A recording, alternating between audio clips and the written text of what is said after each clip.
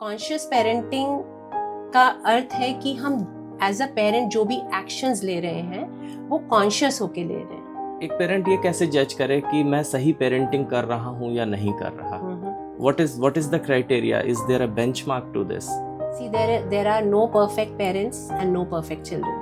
हम जितना अपने बच्चों को समझेंगे उतना वो हमें समझ पाएंगे। आपने बोला कि हम बच्चों को नहीं समझते, लेकिन जब हम भी बच्चे थे, हम भी तो छोटे थे, हमने तो वो लाइफ जी है, तो बड़े होके ऐसा क्या हो जाता है कि हम उनको नहीं समझ पाते? फादर आते हैं और वो बच्चे को जरा सा भी कुछ होता है तो बहुत ज्यादा वरिड हो जाते हैं, बहुत ज्यादा डर जाते हैं और बच्चे को बिल्कुल मतलब बहुत ओवर पैम्पर करते हैं। आपने चाणक्य का नाम हम सबने सुना है, चाणक्य नीति है ना, उन्होंने अर्थशास्त्र लिखा और उन्होंने चाइल्ड डेवलपमेंट के ऊपर भी अपने जो व्यूज थे वो व्यक्त किए थे। अच्छा। तो उनके अकॉर्डिंग पहले 5 साल में बच्चों पेरेंट भी रियलाइज कि अब वो कनेक्ट नहीं है, लेकिन अब मुझे कनेक्ट करना है, तो now what should I do? वो बच्चा मिट्टी के समान है और फिर उसे ढालना वो कुम्हार का काम है। तो उसको बहुत ही प्यार से और ध्यान से मोल्ड करना।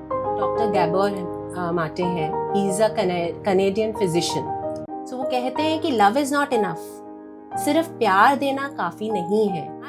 आई see lots of parents and they will come and say कि डॉक्टर साहब बात ही नहीं करता, जब बोलो एकदम भाग जाता है, या चला जाता है, या दरवाजा पटकता है, या चिल्लाने लगता है, गुस्सा करता है, या कई लड़कियां रोने लगती हैं। आप अपने ऊपर संयम रखते हुए और बच्चे के साथ प्यार के साथ उसको अप्रोच करते रहेंगे, गिव अप नहीं करेंगे, तो वो जरूर जब उसे सेफ फील होने लगेगा, उसे लगेगा कि नहीं मम्मी पापा में कुछ बदलाव है। स्पेशली इंडियन पेरेंट्स में यहाँ फर्क आता है, we are too much focused on academics results. हमारा बच्चा टॉप करे। आपने ऐसी भी स्टोरी सुनी होंगी कि वो IITian था और बहुत अच्छा कर रहा था, प्रोफेशनली भी बहुत अच्छा कर रहा था और अचानक से उसने सुसाइड कमिट कर लिया। May take few weeks, it may take months, it may take years, but आपको अपने एफर्ट्स करते रहना है, एक कदम के बाद एक कदम के बाद एक कदम।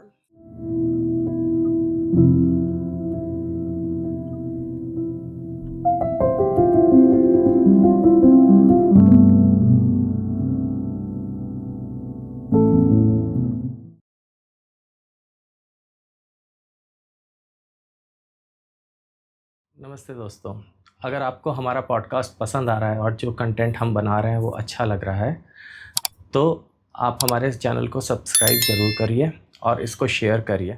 सो आज हमारे साथ गेस्ट हैं doctor Ritu Gupta.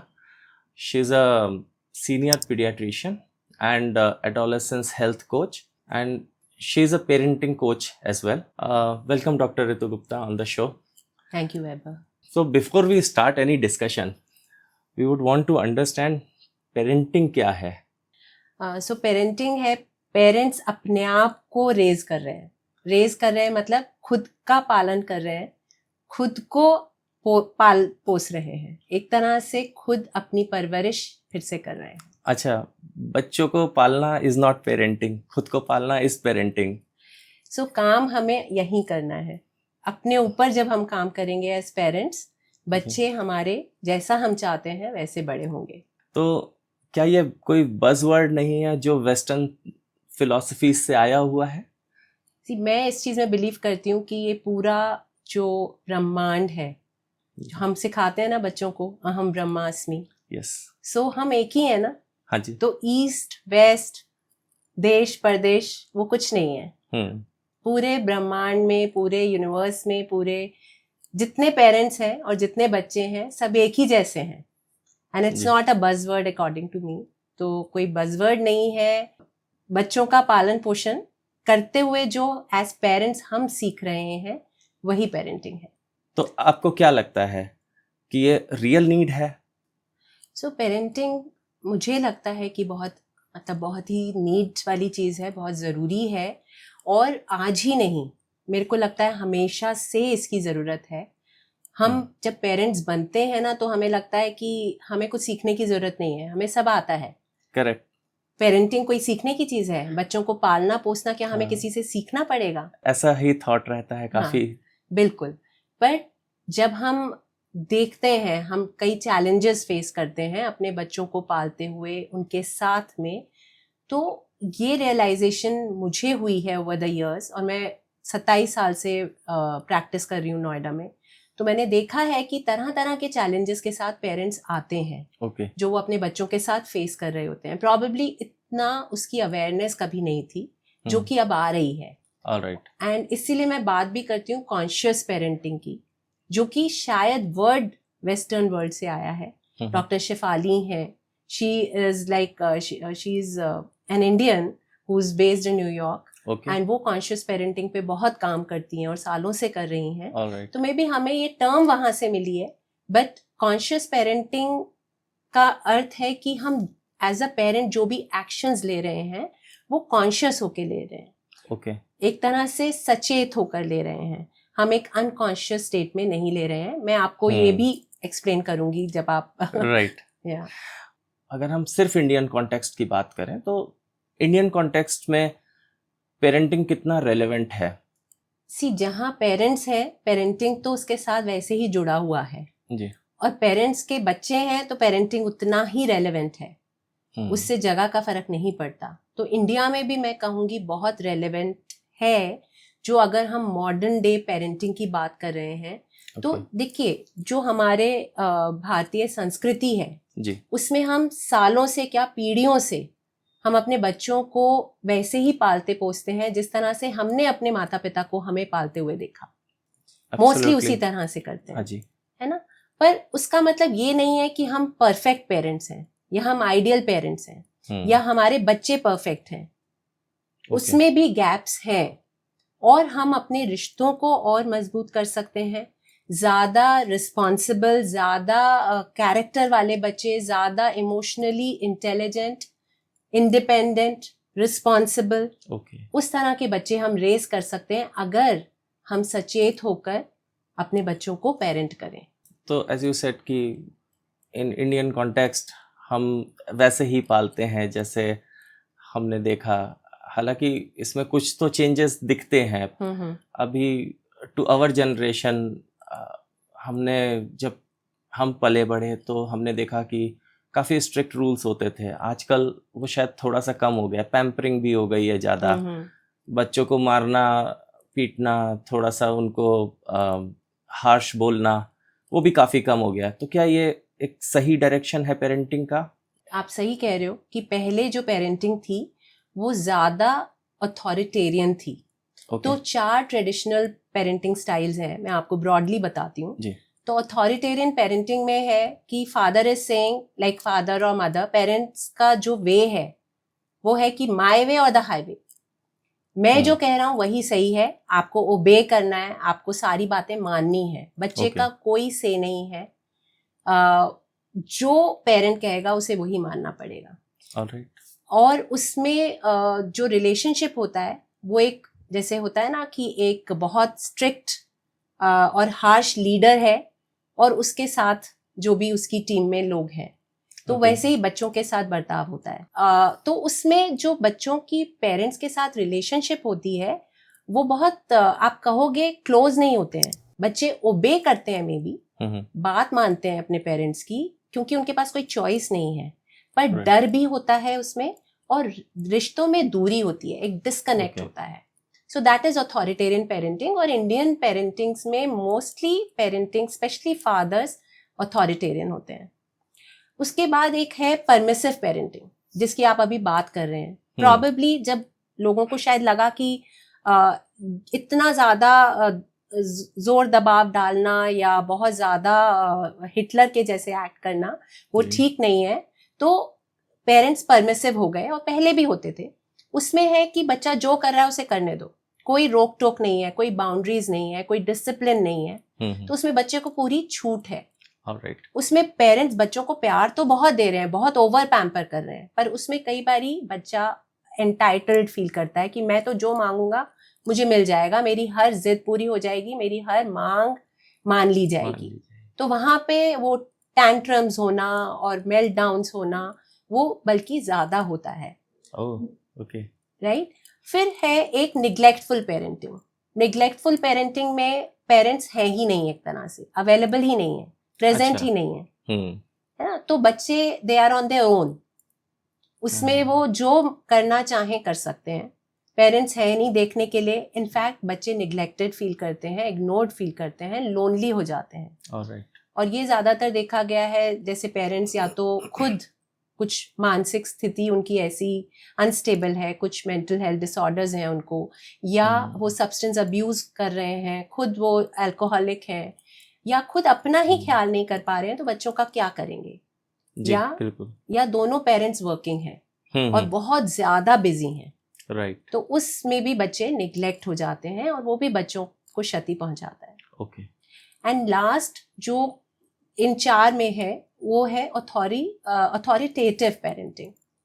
That's supposedly the most like ideal kind of parenting. इसमें हम बच्चों को प्यार भी दे रहे हैं, साथ में बाउंड्रीज भी बना रहे हैं। तो हम जैसे बैंक में होता है ना कि हम डिपॉजिट कर रहे हैं पैसे, पर हम जितना डिपॉजिट करेंगे उतना हम विड्रॉ भी कर सकते हैं। ऑलराइट। तो ये उस तरह की रिलेशनशिप है कि हम बच्चों को प्यार दे रहे हैं, बहुत उनको चीज़ें मतलब प्रोवाइड कर रहे हैं, साथ में हम उनके साथ हमारी एक्सपेक्टेशंस भी हैं, उनको हम रिस्पॉन्सिबल भी बना रहे हैं। तो कहीं ना कहीं ये डिफरेंट स्टाइल्स ऑफ पेरेंटिंग हैं। और ये पैटर्न्स ऑफ पेरेंटिंग जो हैं या स्टाइल्स ऑफ पेरेंटिंग जनरली हम कहाँ से लेते हैं, जिस तरह से हमारी परवरिश हुई है। राइट। हमें जैसे पाला पोसा गया है, हमारे पेरेंट्स ने जैसे हमें बड़ा किया है, हम भी उसी तरह के पेरेंट्स या तो बन जाते हैं या कई बार उसके ऑपोजिट भी बन जाते हैं। हाँ। जैसे होता है कि किसी के फादर बहुत ज्यादा स्ट्रिक्ट थे, बहुत मारते पीटते थे, बहुत गुस्सा करते थे, तो बच्चे ने कहीं ना कहीं अंदर ही अंदर सबकॉन्शियसली डिसाइड कर लिया, मैं कभी इतना गुस्सा नहीं करूंगा या मैं अपने बच्चों को नहीं मारूंगा। तो वो आगे जाके मे बी परमिसिव पेरेंट बन जाएगा। हाँ। है ना। तो ऐसे मेरे पास एक फादर आते हैं और वो बच्चे को जरा सा भी कुछ होता है तो बहुत ज्यादा वरिड हो जाते हैं, बहुत ज्यादा डर जाते हैं और बच्चे को बिल्कुल मतलब बहुत ओवर पैम्पर करते हैं। और फिर जब मैं उनसे थोड़ी सी बातचीत कर रही थी तो मुझे पता चला कि उनके फादर बहुत ज्यादा स्ट्रिक्ट थे। ओके। तो ऐसा भी होता है। ऑलराइट। राइट। और जो हम पेरेंटिंग की अभी बात कर रहे हैं, तो ये हमारा एक रूटीन पैटर्न है कि कैसे हम किस तरह के पेरेंट बन गए जी। और ये सिर्फ मैं ये नहीं बोलूंगी सिर्फ इंडिया में है, ये बाहर भी है। इनफैक्ट ये टर्म्स भी हमारी बाहर की रिसर्चर हैं उनसे आई है जी। और मैंने जब मैंने सर्टिफिकेशन किया था अपना एज अ लाइफ कोच, तो वो it was an international program और उसमें मेरे जो को पार्टिसिपेंट्स थे they were people from all over the globe और वो उनमें से भी पेरेंट्स भी थे। सो वो यूनिवर्सल इश्यूज हैं पेरेंट्स के भी और बच्चों के भी, और वो सब इश्यूज सेम ही होंगे। ऑलमोस्ट सेम है। ऑलमोस्ट सेम है। तो इसीलिए मैं कह रही थी, मैं बिलीव नहीं करती कि इंडिया में कुछ अलग है। थोड़ा बहुत देखिए डेफिनेटली कल्चरल डिफरेंसेस हैं, रीजनल डिफरेंसेस हैं, बट ओवरऑल एक ही तरह के प्रॉब्लम्स हैं, एक ही तरह के चैलेंजेस हैं, बहुत कुछ मिलता जुलता है। ओके। और इसी में मैं आगे ऐड करना चाहूँगी कि जैसे जो ये अब हमारे जो पैटर्न्स बन गए या हम जिस तरह की पेरेंटिंग कर रहे हैं उसमें उस स्टाइल से कई बार हम अपने बच्चों के साथ इफेक्टिव नहीं हो पाते, या हमें लगता है कि हम अपने बच्चों के साथ आगे जाके कि हमने उन्हें शायद रिस्पॉन्सिबल नहीं बनाया, या हमारे बच्चे रिबेल करने लगे, बहुत ज़्यादा विद्रोही हो गए, डिफाइंट हो गए, वो हर बात में लड़ते हैं, झगड़ते हैं, उल्टा जवाब देते हैं। हम तो ऐसा नहीं करते थे जी। राइट। तो उसमें क्या है कि कई बारी अब जो एक कॉन्शियस पेरेंटिंग की मैं बात कर रही हूँ, तो इसमें हम एक स्टेप फॉरवर्ड जा रहे हैं और इसमें हम रुक कर ये देख रहे हैं कि हम जिस तरह से रिएक्ट करते हैं अपने बच्चों के साथ या जिस तरह से उनके साथ डील करते हैं, वो हमारा पैटर्न कहाँ से आ रहा है। जब कुछ भी सिचुएशन है तो उसमें हम इमोशनली कैसे रिएक्ट कर रहे हैं। Alright.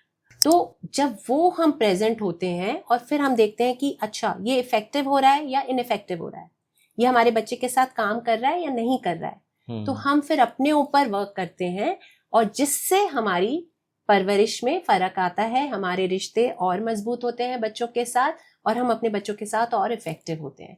This is what I was talking about when I was saying conscious parenting. All right, that's such a lovely explanation. और आई होप इस वर्ड की वजह से जो पेरेंटिंग है वो अपने आप में इतना ब्यूटीफुली निकल के आएगा बाहर। अच्छा, ये तो सारी बातें हो गई पेरेंटिंग पे। पेरेंट्स के लिए तो बहुत कुछ है कि बच्चों को कैसे पढ़ाओ, बच्चों को कैसे ऊपर बनाओ, आपने बोला खुद को भी करो, लेकिन बच्चों के लिए क्या है? जैसे पेरेंटिंग वर्ड पेरेंट्स के लिए है, तो बच्चों के लिए भी कोई वर्ड है? देखिए, जैसे अगर बोलते हैं parenting is for parents, so I would से connection is for children, self expression is for children, full blown self expression and full limitlessness, that is what I would say कि full potential। तो इसी में मैं एक line और बोलना चाहूंगी। जब हम 2-3 साल तक के होते हैं, मतलब बच्चे जब 2-3 साल तक के होते हैं, तो वो उनका लिमिटलेस पोटेंशियल होता है, उनको की कोई सीमाएं नहीं होती हैं। वो इस तरह से होता है कि ये पूरा संसार मेरा है और मैं इस पूरे संसार का हूँ। कोई मतलब कोई लिमिट नहीं है उनमें, एक अनलिमिटेड पोटेंशियल है जी। और फिर जैसे जैसे वो बड़े होते हैं, कुछ कुछ सिचुएशंस आती हैं उनके एनवायरनमेंट में जो भी हो रहा है, तो उस एनवायरनमेंट से किस तरह से वो डील करते हैं, किस तरह से जो हुआ उसको इंटरप्रेट करते हैं, उससे उनकी पर्सनालिटी शेप अप होती चली जाती है। तो वो उनका जो सेल्फ एक्सप्रेशन है और लिमिटलेसनेस है वो खत्म होती चली जाती है। उनका ऑथेंटिक सेल्फ चला जाता है कहीं ना कहीं, और एक हम मुखौटे के साथ जीना सीख जाते हैं, एक आइडेंटिटी अपने ऊपर चढ़ा लेते हैं। अब ये तो रिस्पॉन्सिबिलिटी पेरेंट्स की है कि वो अपने बच्चे को एक इस मुखौटे को कम से कम चढ़ाने दें, क्योंकि सोसाइटी में जाएगा तो कुछ ना कुछ तो वो सीखेगा ही। बिल्कुल, obviously that starts from the home. लेकिन एक पेरेंट ये कैसे जज करे कि मैं सही पेरेंटिंग कर रहा हूँ या नहीं कर रहा? What is the criteria? Is there a benchmark to this? See there are no perfect parents and no perfect children. और अगर ये सवाल कोई पेरेंट कर रहा है कि मेरी परवरिश सही है, उसमें कुछ कमी तो नहीं है, तो कंसिडर करिए कि वो एक कॉन्शियस पेरेंट है। जो अपने आप अपने ऊपर काम करने को तैयार है, अपने अंदर झांकने को तैयार है ना। तो जहां पर भी आप आज हैं, कंसिडर करिए आप अपना बेस्ट दे रहे हैं बच्चे को, और आप सीखने के लिए रेडी हैं कि हाँ मैं नेक्स्ट और क्या कर सकता हूं कि जो भी गैप्स हैं उनको मैं फिल कर पाऊं, या अपने रिश्ते को एक नेक्स्ट लेवल पे ले जा पाऊं, और अपने बच्चे के साथ अपनी इफेक्टिवनेस को भी बढ़ा पाऊं। लेकिन ये करने के लिए गाइडेंस कहाँ से मिलेगी? क्योंकि टिपिकली अगेन जैसे ये टर्म ही एक काफ़ी नया टर्म है पेरेंटिंग, और इसके लिए कोचेस भी अवेलेबल नहीं हैं, प्रोबेबली काउंसलर्स भी बहुत अवेलेबल नहीं हैं। तो अगर किसी को लगता है तो वो कैसे इसके ऊपर गाइडेंस ले सकता है?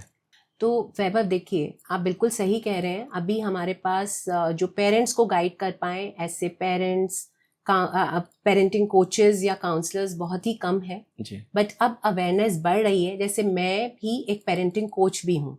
सो मैं पीडियाट्रिशियन हूँ, और मतलब 27 ईयर्स से मैं पीडियाट्रिक प्रैक्टिस कर रही हूँ। और आप मानिए 2018 में मैंने एक कोर्स किया था, लैंडमार्क वर्ल्ड वाइड, आपने नाम अगर सुना हो, it's a curriculum for living. और मेरे बड़े बेटे ने पहले ये कोर्स किया, और फिर मैंने भी किया, एंड फिर मैंने उनका पूरा करिकुलम कंप्लीट किया। उस एजुकेशन में मुझे अपने gaps as a parent, as a mother दिखाई दिए। अच्छा। और जब मैंने उन पर काम किया, मतलब अपने ऊपर ही काम किया, तो मेरे बच्चों और मेरे रिश्तों में एक डिफरेंस आया। और उस समय वो बच्चे बड़े हो रहे थे। जब होता है ना, जब बच्चे टीन एज में जाते हैं, एडल्टहुड की तरफ जाते हैं, तो आप पे कहीं ना कहीं दूरी आती है जी। वो इंडिपेंडेंट होना चाहते हैं। बट जब ये काम मैंने अपने ऊपर किया, तो मुझे ये दिखाई दिया कि हम सोचते हैं कि जनरेशन गैप है, ये बच्चे नहीं समझते हैं। बिल्कुल बिल्कुल। इनफैक्ट ये बहुत सारे पेरेंट्स का क्वेश्चन था जब हमने डिस्कस किया कि इस टॉपिक के बारे में लोगों से। तो एक बहुत कॉमन क्वेश्चन है कि बच्चे हमें समझते नहीं है, वो एक अलग स्पेस चाहते हैं, और रेबेलियस हो जाते हैं, कुछ भी बोल दो तो। बिल्कुल। और ये बहुत ही कॉमनली सुनने को मिलता है पेरेंट्स से। और मैं ये बोलूंगी पेरेंट्स को कि देखिए, रादर देन कि आप ये सोचें कि वो हमें नहीं समझते, जो मैंने सीखा हम उन्हें नहीं समझते। अच्छा। ओके। हाँ, हम जितना अपने बच्चों को समझेंगे उतना वो हमें समझ पाएंगे। कैसे? वो भी बताती हूँ। और ये कोई जनरेशन गैप नहीं है, this is mainly communication gap. Alright. तो जब हम अपने बच्चों को वो सेफ स्पेस देंगे जहां पर वो कुछ भी शेयर कर पाए ओपनली, उनको डर ना लगे हमसे एज पेरेंट्स, हमारे पास वो आए सबसे पहले कहीं और जाके कुछ भी इंफॉर्मेशन देने से पहले। दूसरी चीज वो हमें हमसे उसलिए भी ना डरें। देखिए मोस्टली क्यों डरते हैं बच्चे हमारे पास आने से, कि हमारे मम्मी पापा हमें समझेंगे नहीं, या हमें डांट लगा देंगे, या हम उन्हें कहीं पे कोई चीज बोल के हर्ट ना कर दें। कुछ हमने ऐसा तो नहीं कि वो हमने कुछ गलत किया हो और वो हमें ना समझ पाए, है ना। तो ये सारे डर, या हम जो आज उनसे शेयर करें कल हम उसी चीज को लेके वो हमें ताना दे दें जी। अगर आप अपना भी बचपन याद करेंगे ना वैभव, कोई ना कोई ऐसा इंसिडेंट याद आ जाएगा कि हर चीज आप भी अपने पेरेंट्स से शेयर नहीं करते होंगे। बिल्कुल बिल्कुल। यही सोचकर कि पेरेंट्स समझ नहीं पाएंगे। हाँ, है ना, आप याद करिएगा। जी। ठीक है। और वो ही चीज बच्चों को दूर कर लेती है पेरेंट्स से। और पेरेंट्स का भी क्या होता है कि हम तो पेरेंट हैं, हम ही सही हैं। और इंडिया में स्पेशली ये चीज है कि I am right, I am the parent, how can the child answer back.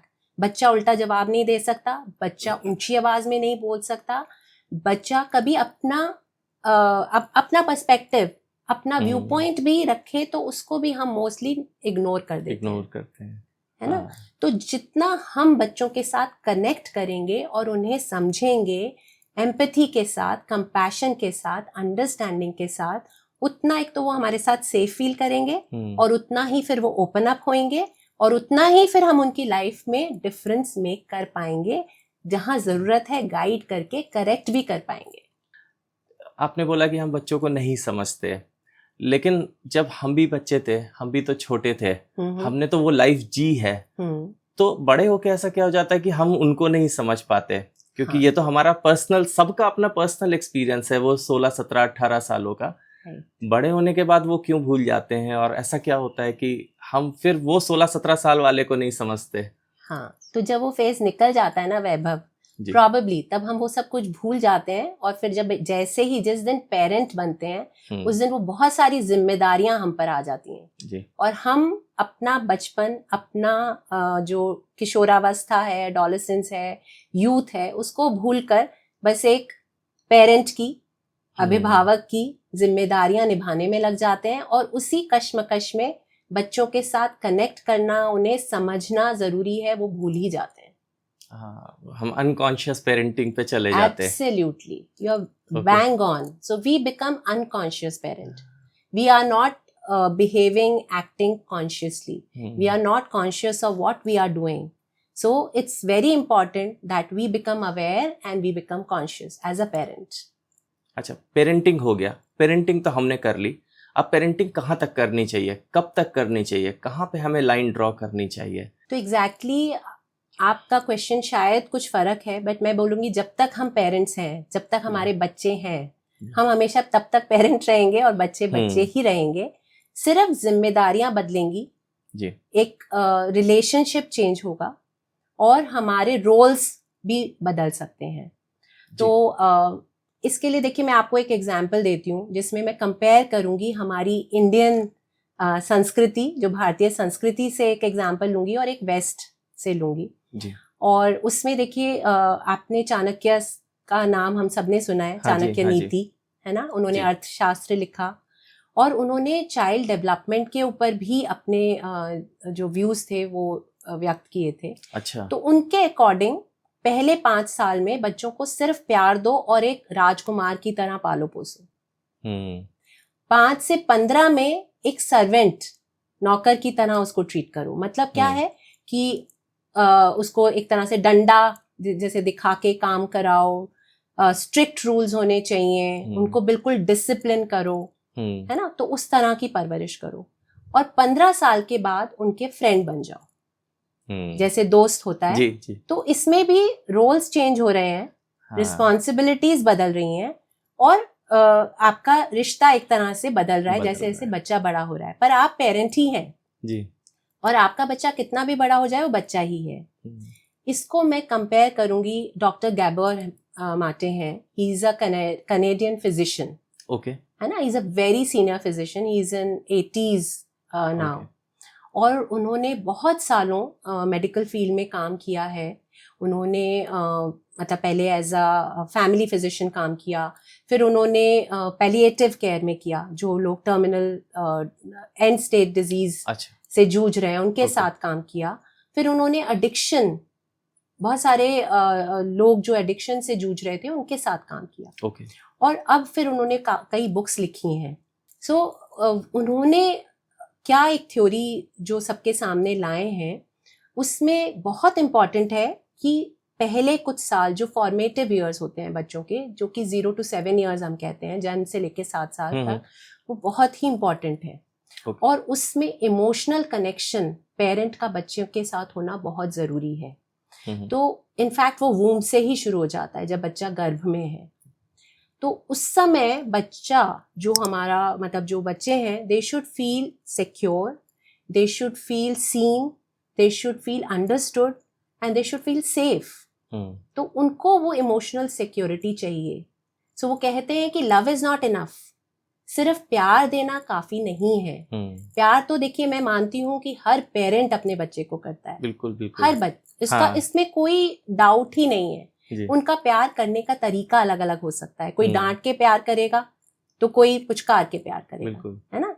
पर जो ये बोलते हैं कि सिक्योरिटी एंड अटैचमेंट थ्योरीज जो होती हैं, कि अगर उस समय सिक्योर अटैचमेंट है, बच्चा सिक्योर फील करता है। वो अपनी स्टोरी खुद शेयर करते हैं कि जब वो बहुत कुछ मंथ्स के ही थे तो उनके कंट्री में वॉर हो रहा था और उनकी मदर कि उनको खाना मिलता रहे बच्चे को, और वो मिलता रहे, किसी के पास छोड़ देती हैं 6 हफ्ते के लिए। और उस समय जो उनको महसूस होता है अबंडेंट, कि कोई है नहीं मेरे को देखने वाला, मेरी मदर मुझे छोड़ के चली गई, तो वो उनको कहाँ उनके अंदर वो इनसिक्योरिटी आ जाती है, मुझ में कुछ कमी है, मुझ में कोई खराबी है, वो वाली फीलिंग आ जाती है। और वो 70 साल तक इतना हार्ड वर्क करते हैं just to prove his worth to the world. Okay, so that is how our identity gets shaped, how our life gets shaped। तो हमें कुछ इनिशियल ईयर्स में बच्चों के साथ इमोशनली अटैच होना, उनको सिक्योर फील कराना, उनको सेफ फील कराना, उनको अंडरस्टूड, मतलब they should feel seen, heard and understood. तो जब वो बच्चे सिक्योर फील करेंगे तो फिर वो बड़े होके, देखिए अगर कोई इमोशनली सिक्योर है, फील अच्छा करता है, तो वो कैसा नागरिक बनेगा, रिस्पॉन्सिबल बनेगा और खुश रहेगा जी, है ना। हर स्थिति का वो खुलकर सामना कर पाएगा। और जैसे जैसे बच्चे बड़े हो रहे हैं तो हमको ये भी नहीं है कि उनको छोड़ देना है, हमको उनको बाउंड्रीज और जो उनकी डिसिप्लिन है, डिसिप्लिनिंग करनी है, बट डंडे से नहीं, फियर से नहीं, ट्रस्ट के साथ और बहुत कंपैशन और प्यार के साथ। ओके, बहुत कॉमन क्वेश्चन आता है कि बच्चों को कैसे डिसिप्लिन करें, क्योंकि आज की जो जनरेशन है, जिसे हम मिलेनियल, जेन-जी प्लस कई टर्म्स से बुलाते हैं, जेन अल्फा आ गया है, उसके आगे भी, तो ये बच्चों में ज्यादातर देखा गया है कि डिसिप्लिन की बहुत कमी आ रही है। तो और ये एक बहुत ही कॉमन क्वेश्चन था जो निकल के आया कि डिसिप्लिन कैसे करें किड्स को। It's about finding a middle path, है ना। हमें कहीं से भी कुछ अच्छा मिल रहा है तो हमें उसे ग्रहण करना चाहिए। बिल्कुल बिल्कुल। और हमें जैसे एक तरफ अपने बच्चे को सिक्योर भी फील कराना है, उसको प्यार देना है, बहुत सारा उसको पर समझना भी है। और फिर जैसे कुम्हार है ना, जैसे वो मिट्टी उसके पास होती है तो वो बच्चा मिट्टी के समान है, और फिर उसे ढालना वो कुम्हार का काम है। तो उसको बहुत ही प्यार से और ध्यान से मोल्ड करना वो हमारा एज पेरेंट्स काम है। तो बाउंड्रीज बनानी है और उनको डिसिप्लिन करना है, बट फियर के साथ नहीं, डरा के नहीं कि तुम ये नहीं करोगे तो ऐसा होगा, या तुमने ऐसा किया तो तुम्हें मार पड़ेगी। डरा के धमका के नहीं, उनमें ट्रस्ट करके और अपने ऊपर ट्रस्ट करके और बहुत ही प्यार के साथ, कंपैशन के साथ हमें उन्हें डिसिप्लिन करना है। और सबसे इम्पॉर्टेंट चीज है कि हमारे बच्चे हमें देख रहे हैं कि हम क्या कर रहे हैं, तो we need to be their role models. Okay. तो हमारे बच्चे जो भी सीख रहे हैं वो हमें देखकर सीख रहे हैं। हम सिर्फ कहेंगे और करेंगे नहीं तो वो नहीं सीखेंगे, चाहे वो डिसिप्लिन हो या वो कोई वैल्यूज हो, कैरेक्टर बिल्डिंग हो, संस्कार हो। हिंदुइज्म में हम बहुत संस्कारों की बात करते हैं, तो वो संस्कार वैल्यूज कहाँ से आएंगे? आप ही से आएंगे। तो अगर वो अपने बच्चों को, अपने पेरेंट्स को बचपन से देखेंगे कि हम उनके पेरेंट्स दूसरों को रिस्पेक्ट करते हैं, दूसरों के लिए कंपैशन रखते हैं, एम्पैथी रखते हैं, मतलब दूसरे को समझते हैं कि मैं ऐसा बोलूंगा तो उसको ऐसे हर्ट होगा या उसको क्षति पहुंचेगी, तो अपने एक्शंस के लिए वो रिस्पॉन्सिबल भी होते हैं और उनमें अच्छी values, respect, honesty, compassion, empathy, ये सब भी आती है। शायद इसीलिए ऐसा बोलते हैं कि एक बच्चे को अगर आप देखो तो वो अपनी मदर का रिफ्लेक्शन होता है, उसकी जो हरकतें हैं वो सीधे मदर के रिफ्लेक्शन होती हैं। हाँ, मदर से भी बहुत सारी वैल्यूज लेते हैं बच्चे और फादर से भी लेते हैं। अलग अलग रोल होता है। और बॉयज मैं कहूँगी ज्यादा कहीं ना कहीं उनका जो इमोशनल डिपेंडेंस होती है वो मदर के साथ कहीं ना कहीं लिंक्ड होती है और वो वहां से थोड़ा नेचर वहां से आता है, but behaviour is more like a father. That is what my experience is. लड़कियों के लिए उल्टा है। हाँ, लड़कियां थोड़ा जैसे उनके रोल मॉडल्स उनके डैडी होते हैं, पापा होते हैं, और बट उनके जो बाकी कैरेक्टरिस्टिक्स होते हैं, ट्रेट्स होते हैं, वो अपनी मदर के जैसे आएंगे। जी। हाँ। अभी डिस्कशन में आया कि बच्चे धीरे धीरे अपने आप ही आपको देख के सीख जाएंगे, तो एक ये भी बहुत ज़्यादा कंसर्न आता है कि पेरेंट्स का जो वो करना चाहते हैं वो बच्चे नहीं सीखते और उसकी वजह से बहुत वरी होते हैं। जैसे किसी पेरेंट को बुक पढ़ना बहुत अच्छा लगता है, वो अपना दिन के 2 से 3 घंटे 4 घंटे बुक्स पढ़ते हैं, लेकिन उनके बच्चे वो नहीं करते। वो शायद वीडियो गेम्स खेलना ज़्यादा पसंद करते हैं। कोई बहुत धार्मिक और सांस्कृतिक होता है, बट वो बच्चे बिल्कुल अपोजिट होते हैं। तो ऐसा क्यों होता है? हाँ। क्योंकि अगर बच्चे देख के ही सीख रहे हैं तो वो ट्रेट्स आ जाने चाहिए थे। हाँ, आप सही कह रहे हो। तो वो ट्रेट्स देखिए कहीं ना कहीं वैल्यूज आती हैं, बट उसके साथ साथ बाहर का एनवायरनमेंट भी बहुत बड़ा रोल प्ले करता है। तो बच्चों को बाहर क्या एक्सपोजर है, बाहर का एनवायरनमेंट कैसा है, आजकल क्या अवेलेबल है, इतना ये डिजिटल इस समय डिजिटल माहौल है, मतलब digital media and gadgets, screens, इतना ज्यादा इंटरनेट पे नॉलेज इंफॉर्मेशन है। फिर आज अगर आप मेट्रोज में रहते हैं तो बाहर आप जाएं तो मॉल्स हैं और वीडियो गेम्स पार्लर्स हैं, तरह तरह का एक्सपोजर है बच्चों को, तो वहां से भी वो इन्फ्लुएंस होते हैं। Now as a parent we need to understand first of all कि बच्चे हमारी संपत्ति नहीं है। तो एक पोएट है खलील गबरील, और वो लिखते हैं कि children come through you but they don't belong to you. है ना? वो आपके द्वारा आए हैं, पर आपकी पोजेशन नहीं है। करेक्ट।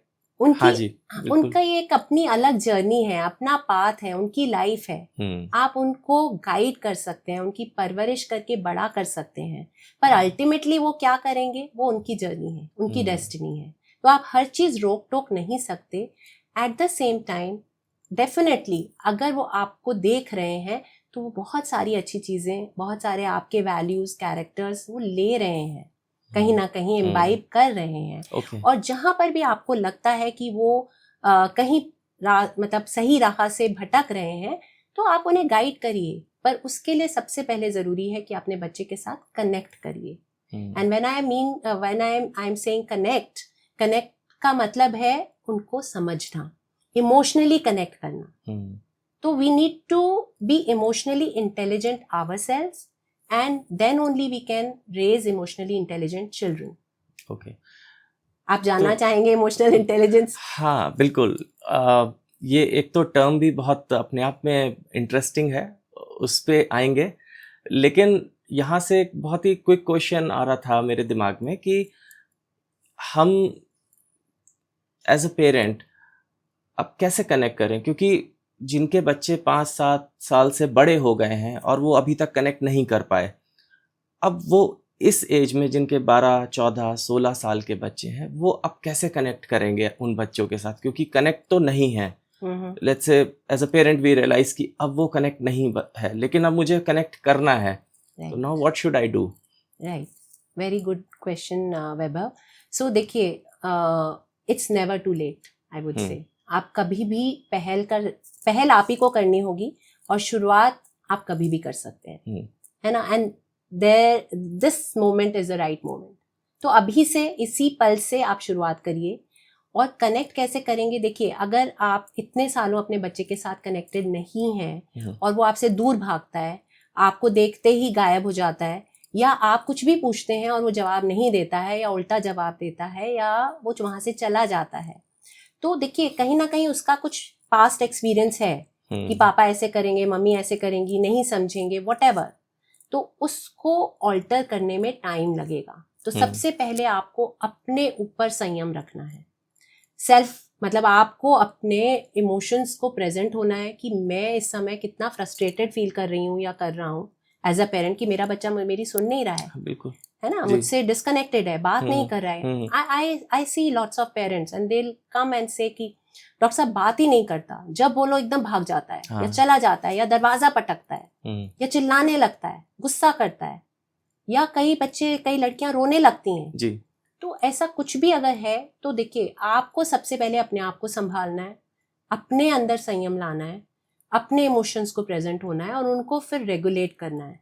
मतलब आप पहले देखिए कि क्या आपके अंदर हो रहा है, और फिर आप अपने बच्चे के पास जस्ट जाइए, बिल्कुल काम कंपोज्ड होकर, और उसको बोलिए जो आपने ऑब्जर्व किया कि बेटा मैं देख रही हूँ कि तुम आजकल मुझसे बात नहीं करते, या मैं कुछ भी तुमसे पूछती हूँ तो तुम एकदम से गुस्सा हो जाते हो या वहां से चले जाते हो।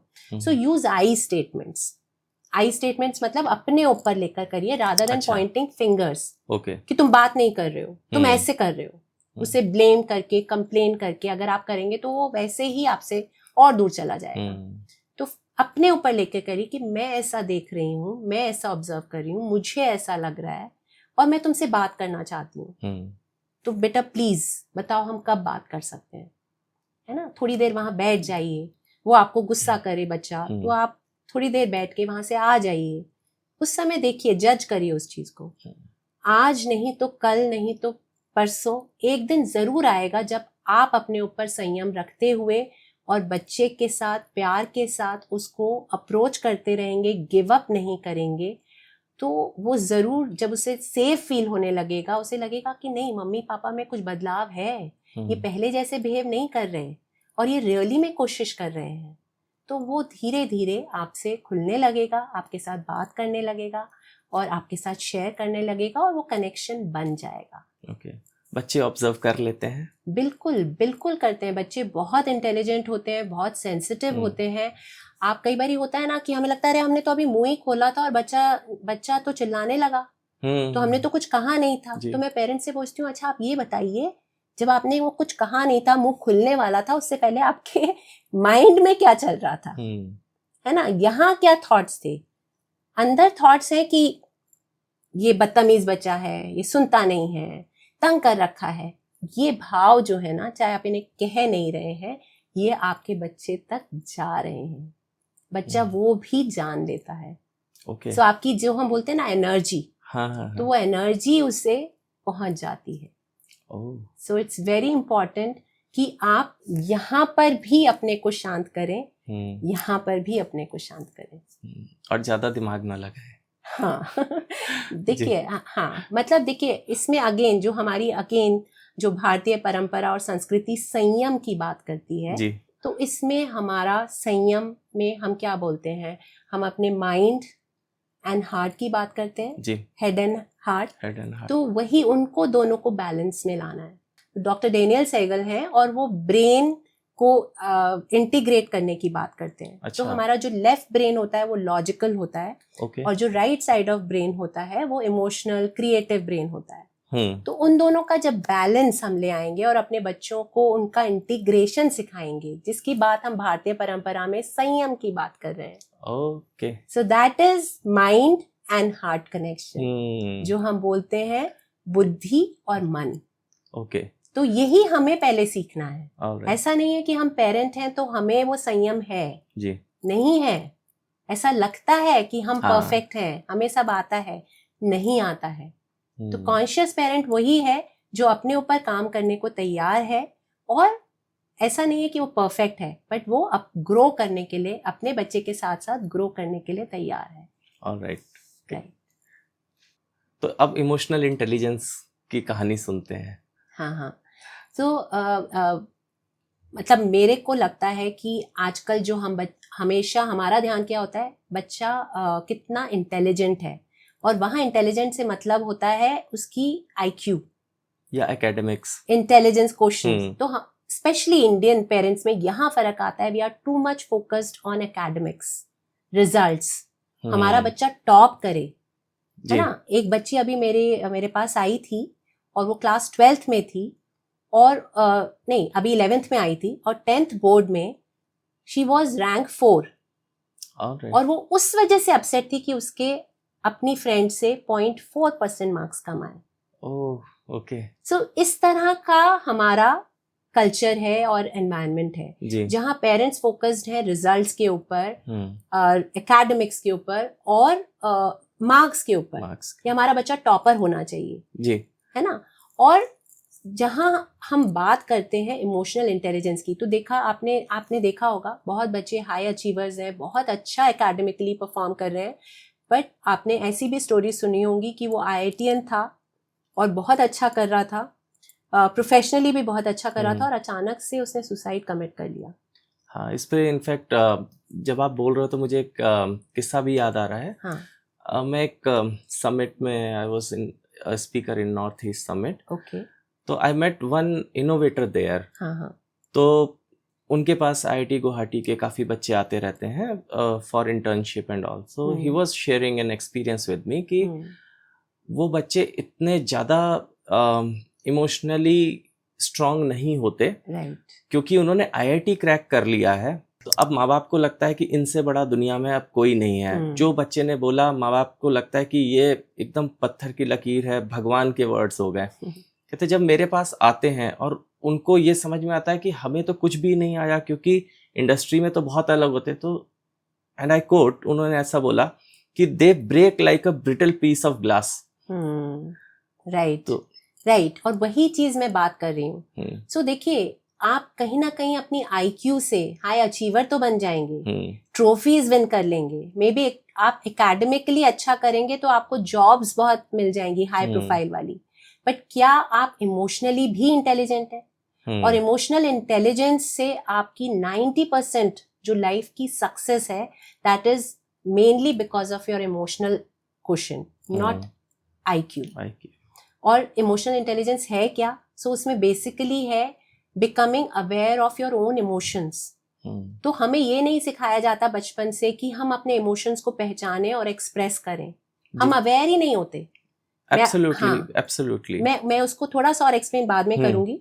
तो सबसे पहले हम खुद अवेयर हुए कि हमारे इमोशंस क्या हैं, हम कैसा फील कर रहे हैं, और उनको हम एक्सप्रेस करना भी सीखें। सेकेंड इज इमोशनल रेगुलेशन, कि जब हम अपने इमोशंस, सपोज करिए कि मैं इस समय किसी चीज से बहुत ज्यादा स्ट्रेस में हूँ, या मुझे किसी चीज से बहुत गुस्सा आ रहा है, तो गुस्सा कोई खराब इमोशन नहीं है, गलत इमोशन नहीं है, बट उसको मैं किस तरह से कंस्ट्रक्टिव वे में, पॉजिटिव वे में, काम मैनर में एक्सप्रेस कर सकूं जो मैं एक्सप्रेस करना चाहती हूँ। तो समझूं कि गुस्से का कारण क्या है, रूट कॉज क्या है, और उसको मैं एक बहुत ही काम मैनर में एक्सप्रेस कर सकूं। दैट इज इमोशनल रेगुलेशन, कि मैं अपने इमोशंस को रेगुलेट करके एक्सप्रेस कर पा रही हूँ। Alright. Third is empathy, understanding the other persons emotions, जो कि इंटरपर्सनल रिलेशंस के लिए, सोशल स्किल्स के लिए बहुत इंपॉर्टेंट है। तो जब हम अपने बच्चों को सिखाएंगे कि आप अपने इमोशंस को मतलब नाम दो, एक्सप्रेस करो खुल के, और फिर दूसरे के भी इमोशन समझो, और फिर उसको उस तरह से ट्रीट करो एम्पैथी के साथ, तो उससे उसकी इंटरपर्सनल स्किल्स भी इम्प्रूव होंगी, लोगों से रिश्ते बढ़ेंगे, और ये this goes a long way. अगर आप सोचिए, हम ऐसे बच्चे रेस कर रहे हैं जो इमोशनली इंटेलिजेंट हैं, जो अपने भाव भी समझते हैं, उनको फ्रीली एक्सप्रेस कर पाते हैं अच्छे से, और दूसरों के भाव को भी समझते हैं, और उस तरह से अपने रिलेशंस को और स्ट्रॉन्ग करते हैं, तो ऐसे बच्चे जाके they will be great team leaders. Absolutely. They'll, Yes, yes. yeah, they will lead everywhere in life. और वो पर्सनल लाइफ में ज्यादा खुश रहेंगे, ज्यादा फुलफिल्ड रहेंगे. कैसी भी परिस्थिति हो उसका सामना करने के लिए उनके पास कोपिंग स्किल्स होंगी, रेजिलियंस होगी. So we need to raise emotionally resilient children. Alright, अब ये तो समझ में आ गया कि बच्चों के साथ कनेक्ट बनाना है, लेकिन कितना कनेक्ट बनाना है? क्योंकि बहुत सारे ऐसे एग्जाम्पल्स हैं, बहुत सारे केसेस हम खुद अपने डे टू डे लाइफ में एक्सपीरियंस भी करते हैं कि बहुत सारे पेरेंट्स कनेक्ट बनाते हैं और इतना ज़्यादा कनेक्ट बना जाते हैं कि वो बच्चों की डे टू डे लाइफ छोटी छोटी एक्टिविटीज़ के अंदर भी घुस जाते हैं. तो जैसे बोलते हैं कि बच्चों के आप फ्रेंड बनिए, तो वो इतना हो जाता है कि बच्चों के दूसरे ही फ्रेंड्स नहीं होते. तो एक एज अ पेरेंट आप कैसे समझेंगे कि मुझे कितना कनेक्ट बनाना है और मैं अपने आप को कैसे रोकूं? मैं कहीं ज़्यादा अंदर तो नहीं घुस रहा बच्चे की ज़िंदगी में, क्योंकि उसको भी अपना स्पेस चाहिए. बिल्कुल बिल्कुल, ये बहुत अच्छा क्वेश्चन है और ये बहुत ज़रूरी भी है बच्चे की होलसम होलिस्टिक ग्रोथ के लिए, है ना. और एक पेरेंटिंग में और एक टर्म है हेलीकॉप्टर पेरेंटिंग. हाँ, तो जैसे हेलीकॉप्टर हवर करता रहता है ऊपर ही, हेलीकॉप्टर मॉम्स बहुत एक, हाँ, कि वो बच्चे का हर चीज उन्हें जाननी है, हर चीज में उन्हें इंटरफेयर करना है, हर चीज में उनको मतलब दखल अंदाजी करनी है और अपना इन्वॉल्वमेंट रखना है. और कई बार वो बच्चे के लिए बहुत ही इरिटेटिंग भी हो जाता है और बच्चे की डेवलपमेंट पे नेगेटिवली इम्पैक्ट भी करता है. तो बिल्कुल आपने सही कहा. देखिए, तो जैसे हमने शुरू में कहा कि फर्स्ट 7 years फॉर्मेटिव ईयर्स हैं और कनेक्शन की जो बात रही वो तो लाइफ लॉन्ग कनेक्शन होना चाहिए, but connection doesn't mean that you don't give them space. तो जैसे फर्स्ट 7 years में आप उनको you make them feel heard, understood, seen, secure, ये सारी चीजें उनको महसूस कराएं. और जैसे जैसे वो बड़े हो रहे हैं तो उनको धीरे धीरे रिस्पॉन्सिबल और इंडिपेंडेंट भी बनाएं. तो उनको जैसे छोटे छोटे चोर्स दीजिए, छोटा छोटा काम, कि चलो बेटा ये 10 रुपए हैं, जाकर ये बिल्कुल आपके सोसाइटी में कहीं छोटी सी शॉप है कि वहां से चलो आज जाकर ये एक बिस्किट का पैकेट ले आओ. तो उसको धीरे धीरे वो कैलकुलेशंस भी सिखाइए कि कितने पैसे दिए, कितने बचे, उसने रिस्पॉन्सिबिलिटी लाके दिए. प्लस जैसे जैसे बच्चा बड़ा हो रहा है तो उनको इंडिपेंडेंट डिसीजंस और चॉइसेस बनाने का भी मौका दीजिए. तो वो बहुत इंपॉर्टेंट है. जैसे सपोज करिए, तो अगेन आपको एक तरफ जैसे हम 3 वर्ड्स यूज करते हैं, लव, लिमिट्स एंड लैटिट्यूड. तो लव मतलब अनकंडीशनल लव. बच्चा जैसा भी है, जैसा भी नहीं है, आप हैं उसके लिए, दैट इज अनकंडीशनल लव. और जो भी कर रहे हैं उसके हित में कर रहे हैं जी. लिमिट्स इज कहीं ना कहीं लिमिट भी ड्रॉ करनी है आपको, बाउंड्रीज बनानी है कि इस बाउंड्री के बाहर आप नहीं जा सकते.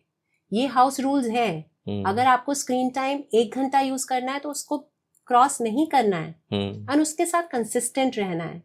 या आपको जब बच्चे बड़े हो रहे हैं तो रात के 10 बजे के बाद आप घर से बाहर नहीं रहेंगे, आपको तब तक वापस आना है, आप चाहे कहीं पर भी हैं.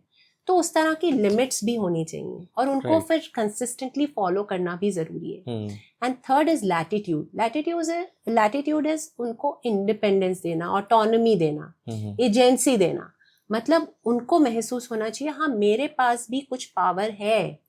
तो जैसे बच्चे बड़े हो रहे हैं, सपोज जब छोटे भी हैं, तो आप अब अगर आप पूरी अलमारी सामने खोल देंगे तो बच्चा कंफ्यूज हो जाएगा, है ना. तो आप उसको चॉइस दीजिए, अच्छा बेटा तुम येलो पहनोगे या रेड पहनोगे.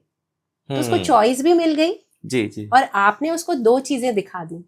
तो ये नहीं कि आप उसको ओवर पैम्पर कर रहे हैं या ओवर इंडल्ज कर रहे हैं, है ना. बाजार भी आप गए हैं तो आपने कुछ, अगर सपोज करिए उसको घर से आप कहकर ले गए कि आज हम तुम्हें टॉय दिलाएंगे, बट उसमें आप लिमिट बता दीजिए, इतने पैसों तक का होना चाहिए, ये बजट है और उसमें भी 5 चीजें हैं, उसमें से चूज कर लो. So give them choices also and keep some limits also. इस पे अगेन क्वेश्चन आता है कि पेरेंट्स बोलते हैं जब आज मैं कैपेबल हूँ, हमारे टाइम में हमारे पास इतने चॉइसेस ही नहीं थे, तो why should I limit my kid. मैं उसको ज़्यादा चॉइसेस क्यों ना दूँ. आज बहुत सारे ऐसे पेरेंट्स हैं जो 4-4, 6-6 साल के बच्चों को आईफोन भी दे के रखा हुआ है, आईपैड भी दे के रखा है, उनके पास Xbox है, PS है, वो भले ही घर में धूल पड़ रखी हो, लेकिन वो है, तो दे फील कि मैं जब इतना केपेबल हूँ, आई एम अर्निंग वेल, तो मैं क्यों नहीं दूं उसको। इसमें दो चीजें हैं वैभव। एक पहली चीज ये है कि जो भी ये पेरेंट हैं जो अपने बच्चों को सब कुछ देना चाहते हैं और वो ये नहीं सोच रहे हैं कि उसका लॉन्ग टर्म इम्पैक्ट क्या होगा, है ना। अगर हम 4 साल 5 साल के बच्चे के हाथ में आईफोन दे देंगे तो उससे उसका नुकसान क्या हो रहा है, उसकी आईज पर, उसके पोस्चर पर, उसकी ब्रेन पर परमानेंट चेंजेस हो रहे हैं, है ना। और उसके अलावा बहुत सारे फिजिकल, मेंटल, इमोशनल, उसके लर्निंग एबिलिटीज, उसकी मेमोरी, फोकस, बहुत। और कई बारी बच्चे फोन के साथ रहते हैं तो या तो बहुत ज्यादा खा लेते हैं या बिल्कुल नहीं खाते हैं, और उनका ब्रेन एनग्रॉस्ड होता है मोबाइल में, तो उनका ध्यान खाने में नहीं होता है, और वो धीरे धीरे उस पर डिपेंडेंट भी हो जाते हैं। तो एक तो ऐसे पेरेंट्स लॉन्ग टर्म चीजें जो नुकसान है उस पर ध्यान नहीं दे रहे हैं, which can be harmful for their child. अभी उनको लग रहा है हम अपने बच्चों को देखकर अच्छा कर रहे हैं, पर वो ये नहीं दे रहे कि उसका लॉन्ग टर्म नुकसान क्या है। दूसरी चीज जो इस सिचुएशन में मुझे दिखती है, कहीं ना कहीं ये पेरेंट्स अगेन कहीं अपने पास्ट एक्सपीरियंसेस, पास्ट पैटर्न्स से आ रहे हैं। तो may be I may be wrong and it's not a universal truth, but कहीं ना कहीं इन पेरेंट्स को शायद अपने बचपन में, अपने उस एज में उतनी फैसिलिटीज, उतनी लग्जरीज, उतनी चीजें अवेलेबल नहीं थी, और उन्होंने जब अब अर्न किया है या जिस चीज का उन्हें स्कैर्सिटी, लैक अपने बचपन में लगा, अब उनके पास वो क्षमता है, तो वो चाहते हैं हम अपने बच्चों को वो सब दें जो हमें नहीं मिला, है ना। बट हमें अगेन एक बैलेंस बनाना होगा, हमें अपनी स्कैर्सिटी से नहीं जाना होगा, हमें अपने पास से ऑपरेट नहीं करना होगा, हमें अगेन कॉन्शियस पेरेंट होके क्या हमारे बच्चे के लिए अच्छा है, क्या उसके हित में है, क्या उसके हित में नहीं है, उस पर फोकस करना होगा। मोबाइल फ़ोन की बात हो गई तो उससे बहुत ही कॉमन क्वेश्चन अगेन फिर से निकल के आता है कि एडिक्शन कैसे ख़त्म करें मोबाइल फ़ोन का, क्योंकि दो प्रॉब्लम है। पहला, कोविड आया तो सबने मोबाइल फ़ोन्स बच्चों को दे दिए because of again educational purposes, पढ़ाई भी उसी पे हो रही थी, क्लासेस हो रही थी, और उसका जो अडेप्शन आया उससे अब आजकल तो स्कूल के होमवर्क भी फ़ोन पे आते हैं, तो स्क्रीन टाइम नेसेसिटी भी बन गया है और एक न्यूसेंस भी बन गया है। तो इसको कैसे कंट्रोल करें और बच्चों को उसकी एडिक्शन, अब तो एडिक्शन ही हो गया है, वो वहाँ से कैसे वापस बाहर लेके आए। तो इसमें भी हमें देखिए एक स्ट्रैटेजी फॉलो करनी होगी वैभव। सबसे पहले तो हमें देखो शुरुआत जल्दी ही करनी होगी। अब आपने कोविड को एक रीजन बना दिया, हम कोविड को ब्लेम कब तक करते रहेंगे? कोविड गए हुए भी अब कई साल हो गए, बिल्कुल, है ना। और जब जो नुकसान हुआ हमें उससे जल्दी से जल्दी बाहर आना है। That is what resilience is all about, bouncing back. जो सर्कमस्टेंसेस, सिचुएशंस उस समय थी, हम उनको ब्लेम नहीं करते रह सकते। True. वो अब खत्म है, अभी नहीं है वो situation. So first that should be the realisation. Second, we need to start early. तो अभी मेरे पास बच्चे, पेरेंट्स आते हैं, वो 6 महीने के बच्चे हैं, 7 महीने के बच्चे हैं, 1 साल के बच्चे हैं, उनको मोबाइल के साथ खाना खिलाते हैं। Really? और जब मैं बोलती हूँ तो बोलते हैं डॉक्टर साहब फिर वो तो खाना ही नहीं खाएगा बच्चा, फिर क्या करें हम? खाने के समय तो हमें चलाना ही पड़ेगा, या तो मोबाइल या तो टीवी। और ये कोई मैनुअल में लिख के थोड़ा ना आया बच्चे के। और क्या जब हम छोटे थे, जब मोबाइल्स नहीं थे, टीवी नहीं थे, तो क्या हम खाना नहीं खाते थे?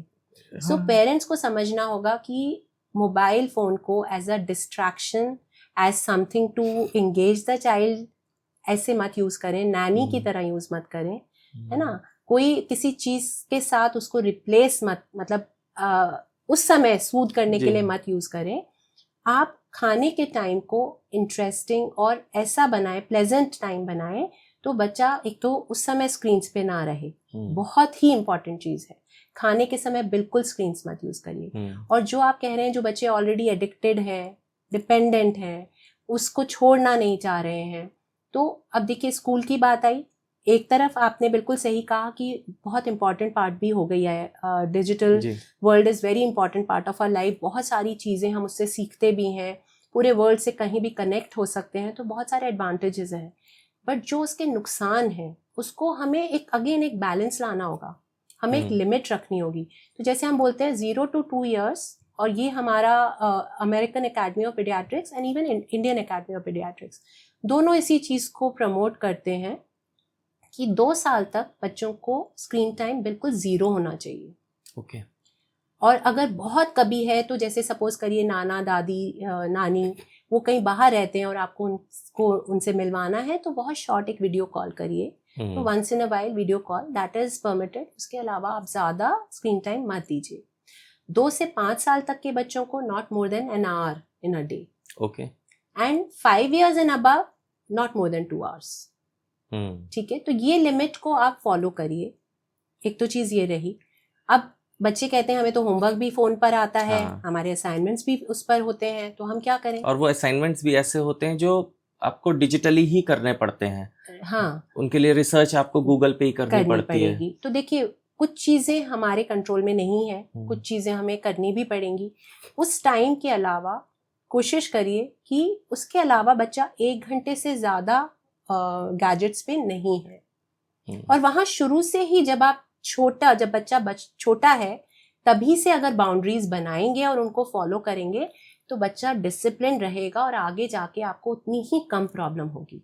जितना जैसे कहते हैं ना कि कोई भी घाव पुराना हो जाता है और वो उसको आपने ट्रीट नहीं किया तो उतना ही बिल्कुल वो मतलब हील करना और मुश्किल होगा। तो जब बच्चे एडिक्टेड हैं और बड़े हो गए हैं तो आपको वहाँ पर बहुत पेशेंस के साथ, बहुत कामनेस के साथ उनको धीरे धीरे आपको उनके साथ ज़्यादा से ज़्यादा अगेन पहले खुद पर संयम रख के अपने आप को रेगुलेट करके उनके साथ कनेक्ट करके धीरे धीरे उनको कहीं पर थोड़ा गाइड करना होगा, समझाना भी होगा, वहाँ पर उनको एम्पावर करना होगा, उनको दिखाना होगा कि क्या नुकसान हो रहे हैं और धीरे उसको कहीं ना कहीं रिप्लेस करना होगा।